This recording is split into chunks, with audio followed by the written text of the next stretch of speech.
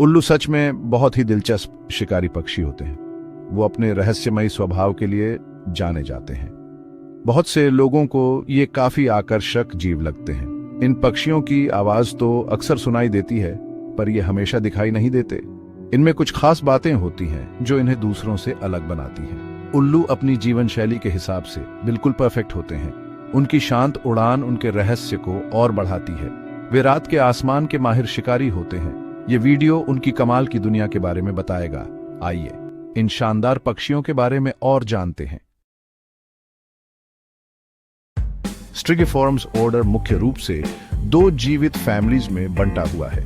पहली फैमिली है स्ट्रिगिडे, जिन्हें ट्रू आउल्स यानी असली उल्लू कहा जाता है। यह दो उल्लू फैमिलीज में से बड़ी वाली है। इसमें उल्लुओं की ज्यादातर स्पीशीज शामिल हैं। आपको ट्रू आउल्स दुनिया के लगभग हर हिस्से में मिल सकते हैं। वे तरह तरह के एनवायरनमेंट्स में रहते हैं, छोटे से एल्फ आउल से लेकर बड़े ईगल आउल तक। यह फैमिली साइज और अपीयरेंस में गजब की डाइवर्सिटी दिखाती है। ट्रू आउल्स के चेहरे आमतौर पर गोल फेशियल डिस्क्स वाले होते हैं। उनकी आंखें पीली, नारंगी या गहरे भूरे रंग की हो सकती हैं। ट्रू आउल्स में कई खास विशेषताएं होती हैं। उनके सिर आमतौर पर बड़े और गोल होते हैं। ये शेप आवाज को उनके कानों तक पहुंचाने में मदद करता है। स्ट्रिगिडे फैमिली की कई स्पीसीज में उभरे हुए ईयर टफ्ट्स होते हैं। ये असली कान नहीं बल्कि पंख होते हैं। इन टफ्ट्स का मकसद वैज्ञानिकों के बीच बहस का विषय है। कुछ का मानना है कि ये कैमोफ्लाज या कम्युनिकेशन में मदद करते हैं। ट्रू आउल्स अपनी आवाजों में भी बहुत अलग अलग होते हैं। वे तरह तरह की हूट्स, विसल्स और स्क्रीचेस निकालते हैं। ये डाइवर्सिटी उन्हें स्टडी करने के लिए एक दिलचस्प ग्रुप बनाती है। उल्लुओं की दूसरी फैमिली को टाइटोनाइडे कहते हैं। इस फैमिली में बार्न आउल्स होते हैं। स्ट्रिगिडे की तुलना में इस फैमिली में स्पीशीज कम है। उल्लुओं की आंखें गजब की होती हैं, जो रात की जिंदगी के लिए बिल्कुल परफेक्ट हैं। उनके शरीर के अनुपात में उनकी आंखें असाधारण रूप से बड़ी होती हैं। यह बड़ा साइज ज्यादा रोशनी को अंदर आने देता है। इससे उन्हें बहुत कम रोशनी में भी साफ दिखाई देता है। ज्यादातर पक्षियों के विपरीत उल्लू की आंखें सीधे सामने की ओर होती हैं। इससे उन्हें बेहतरीन बिनोक्युलर विजन मिलता है। वे गहराई को सही सही समझ सकते हैं, जो शिकार के लिए बहुत जरूरी है। उनकी आंखें उनके जीवित रहने के लिए एक अहम टूल है। उल्लू की आंख की बनावट काफी खास होती है। यह उन्हें अंधेरे में खतरनाक शिकारी बनाता है। बिनोक्युलर विजन उल्लुओं के लिए एक बड़ा फायदा है।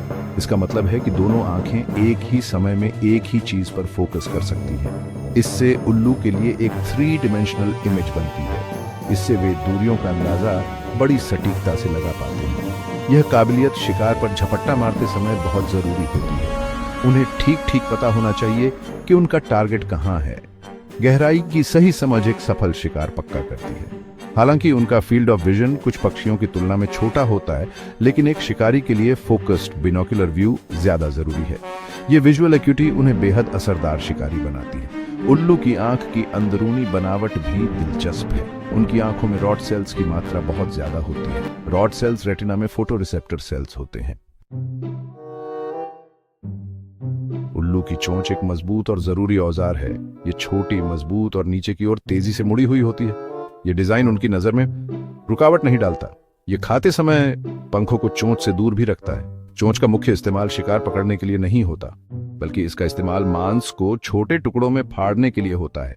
इससे उल्लू के लिए अपना खाना निगलना आसान हो जाता है। चोंच का इस्तेमाल पंखों को संवारने, प्रीनिंग के लिए भी होता है, और कुछ स्पीसीज में खतरा महसूस होने पर बचाव के लिए भी।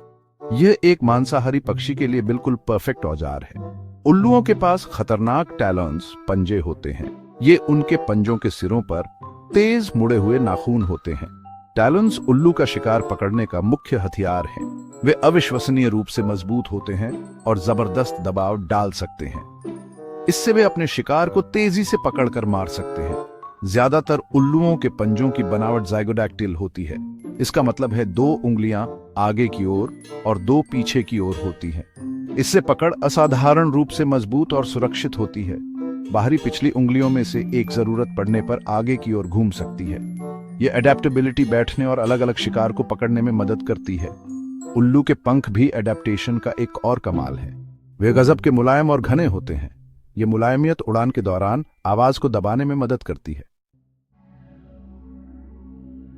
सेक्शन 5, खामोश शिकारी शिकार और खान पान। उल्लू शिकार करने के कई तरीके अपनाते हैं, अक्सर चुपके से काम लेते हैं। कई उल्लू पर्च एंड पाउंस शिकारी होते हैं। वे ऊंची जगह पर चुपचाप बैठकर नीचे किसी भी हलचल को देखते रहते हैं। उनकी तेज नजर और सुनने की शक्ति उन्हें शिकार का पता लगाने में मदद करती है। शिकार का पता चलते ही वे चुपचाप गोता लगाते हैं। उनके खास पंख यह पक्का करते हैं कि उनके आने की आहट न हो। उल्लुओं का खान पान पूरी तरह से मांसाहारी होता है। वे कई तरह के जानवरों को खाते हैं। कौन सा शिकार होगा यह उल्लू के साइज और जगह पर डिपेंड करता है। छोटे उल्लू मुख्य रूप से कीड़े मकोड़े और छोटे रोडेंट्स, चूहे जैसे जानवर खाते हैं। बड़े उल्लू बड़ा शिकार कर सकते हैं। इसमें खरगोश, गिलहरी, सांप और दूसरे पक्षी शामिल हैं। कुछ खास उल्लू जैसे फिश आउल्स मुख्य रूप से मछली खाते हैं। वे ऑपर्च्युनिस्टिक फीडर्स होते हैं, जो भी मिलता है खा लेते हैं। रोडेंट्स जैसे कि माइस, वोल्स और रैट्स कई उल्लुओं के खाने का बड़ा हिस्सा होते हैं। इससे वे पेस्ट पॉपुलेशंस को कंट्रोल करने में फायदेमंद होते हैं। उल्लुओं का अपने शिकार को खाने का एक अनोखा तरीका होता है। अगर शिकार काफी छोटा हो तो वे अक्सर उसे पूरा निगल जाते हैं। सेक्शन 6, रात की आवाजें, उल्लू की बोलियां और कम्युनिकेशन। उल्लू अपनी तरह तरह की आवाजों के लिए जाने जाते हैं। क्लासिक हूट तो उनकी कई आवाजों में से सिर्फ एक है। इनमें स्क्रीचेस, विसल्स, बार्क्स और हिसेस शामिल हो सकती हैं। मेल्स और फीमेल्स की आवाजें अलग हो सकती हैं। ये आवाजें उल्लुओं के कम्युनिकेशन के लिए बहुत जरूरी हैं। उल्लू की आवाजों का एक मुख्य मकसद मेटिंग, प्रजनन होता है। वे अपने इलाके को बनाने और उसकी रक्षा करने के लिए भी आवाजों का इस्तेमाल करते हैं। कुछ स्पीशीज में जोड़ीदार उल्लुओं के बीच ड्यूएट्स, युगल गीत आम है। मेटिंग कॉल्स का यह पेचीदा साउंडस्केप प्रजनन के लिए बहुत जरूरी है।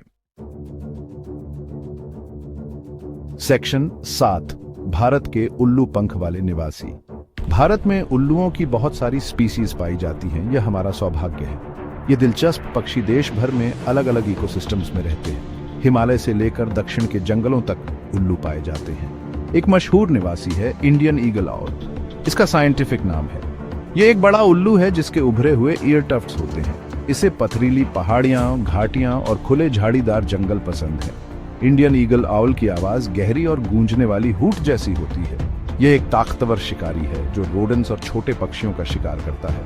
इस शानदार उल्लू को देखना बर्ड वॉचर्स के लिए एक दावत जैसा है। भारत में एक और आम उल्लू है स्पॉटेड आउवलेट। साइंटिफिक रूप से इसे के नाम से जाना जाता है। यह एक छोटा कंपैक्ट उल्लू है।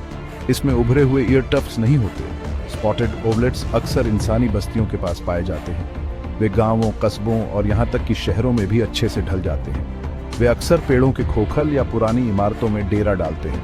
उनकी आवाजें कठोर, खिलखिलाने जैसी नोट्स की एक सीरीज होती है। ये उल्लू शाम और सुबह एक्टिव रहते हैं, कीड़े मकोड़ों और रोडेंट्स को खाते हैं। उनकी अडेप्टेबिलिटी उन्हें कई इलाकों में एक जाना पहचाना नजारा बनाती है। द बार्न आउल या भी भारत में काफी फैला हुआ है। यह उल्लू टाइटनाइडे फैमिली से है। इसे इसके हल्के रंग के, दिल के आकार के फेशियल डिस्क से आसानी से पहचाना जा सकता है। सेक्शन 8, संस्कृति और मिथकों में उल्लू समय के पार प्रतीक। उल्लुओं का कई संस्कृतियों में अहम सिंबॉलिक मतलब रहा है। शायद सबसे मशहूर बात यह है कि उन्हें बुद्धिमानी से जोड़ा जाता है। यह जुड़ाव प्राचीन ग्रीस से है। देवी अथीना, जो बुद्धिमानी और युद्ध की संरक्षक थीं, उनका एक उल्लू साथी था, द लिटिल आउल, उनका पवित्र पक्षी था। यह 6वीं सदियों से बनी हुई है। उल्लुओं को अक्सर एकेडमिक या स्कॉलरली संदर्भों में दिखाया जाता है। उनकी बड़ी विचारशील आंखें इस धारणा में योगदान करती हैं। वे कहानियों और दंतकथाओं में बुद्धिमान किरदारों के रूप में दिखाई देते हैं। ये चित्रण उनके शांत और ऑब्जर्वेंट स्वभाव को उजागर करता है। हालांकि उल्लुओं को हर जगह बुद्धिमानी का प्रतीक नहीं माना जाता। कुछ संस्कृतियों में उनके साथ ज्यादा अशुभ बातें जुड़ी होती हैं। उनकी रात की आदतें और डरावनी आवाजें डर पैदा कर सकती हैं। उन्हें जादू टोना, तंत्र मंत्र और अलौकिक शक्तियों से जोड़ा गया है। कुछ परंपराओं में उल्लू की हूट को बुरा शगुन माना जाता था। इसे मौत या दुर्भाग्य की भविष्यवाणी के रूप में देखा जा सकता था। यह गहरा सिंबोलिज्म लोक कथाओं में भी प्रचलित है। कुछ उल्लुओं की खामोश भूतिया उड़ान इस रहस्य को और बढ़ाती है। ये मान्यताएं अनजान चीजों के प्रति इंसानों की एक अलग प्रतिक्रिया को दर्शाती है। रात, जो उल्लू का इलाका है, अक्सर ऐसे डरों को पनाह देती है। दुनिया भर की लोक कथाओं और साहित्य में उल्लू के सिंबलिज्म के ढेरों उदाहरण हैं। रोमन मिथोलॉजी में भी उल्लुओं को मिनर्वा से जोड़ा गया था, जो एथीना के बराबर थीं। सेक्शन 9, हमारे रात के दोस्तों की सुरक्षा, संरक्षण और मजेदार बातें। उल्लुओं का कंजर्वेशन स्टेटस स्पीशीज के हिसाब से बहुत अलग अलग होता है। कुछ उल्लू पॉपुलेशन स्टेबल हैं और काफी फैली हुई हैं, लेकिन कई दूसरी स्पीशीज बड़े खतरों का सामना कर रही हैं। उल्लुओं की कई स्पीशीज थ्रेटेंड या एंडेंजर्ड लिस्ट में हैं। उनका जीवित रहना स्वस्थ इकोसिस्टम्स पर डिपेंड करता है। हैबिटेट लॉस कई उल्लुओं के लिए एक मुख्य चिंता का विषय है। डिफॉरेस्टेशन और अर्बनाइजेशन उनके शिकारगाहों को कम कर देते हैं। इससे घोंसले बनाने की जगहों की भी कमी हो जाती है। उल्लू पॉपुलेशंस की रक्षा के लिए समर्पित कंजर्वेशन एफर्ट्स की जरूरत है। उनकी जरूरतों को समझना पहला कदम है। आज की दुनिया में उल्लुओं को कई खतरों का सामना करना पड़ता है। हैबिटेट का विनाश सबसे बड़ी चुनौती बनी हुई है। जैसे जैसे जंगल साफ हो रहे हैं और वेटलैंड्स सूख रहे हैं, उल्लू अपने घर खो रहे हैं। पेस्टिसाइड्स और रोडेंटिसाइड्स भी एक गंभीर खतरा पैदा करते हैं। उल्लू ऐसे शिकार को खाकर जहर का शिकार हो सकते हैं जिसने इन केमिकल्स को निगला हो। इसे सेकेंडरी पॉइजनिंग कहा जाता है। गाड़ियों से टक्कर भी मौत का एक और कारण है। कभी कभी उल्लुओं का गैर कानूनी शिकार या उन्हें फंसाया जाता है। गलतफहमियां और अंधविश्वास उनके उत्पीड़न का कारण बन सकते हैं। इन खतरों से निपटना उनके लंबे समय तक जीवित रहने के लिए बहुत जरूरी है। खुशकिस्मती से उल्लुओं के लिए कई तरह के सुरक्षा उपाय मौजूद हैं। कई देशों में उल्लुओं और उनके हैबिटेट्स की सुरक्षा के लिए कानून